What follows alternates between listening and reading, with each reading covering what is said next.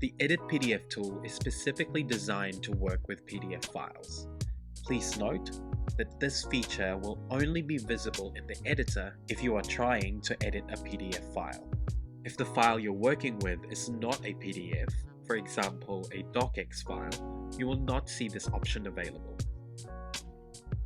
Here's how you can edit your PDF.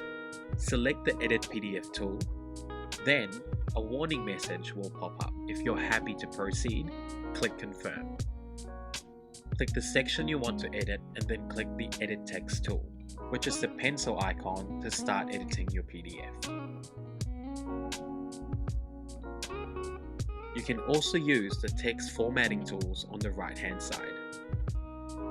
When you're done, you can click anywhere in the document. Leave the edit mode by clicking Done on the top right corner. And you can now share, print, or download your document.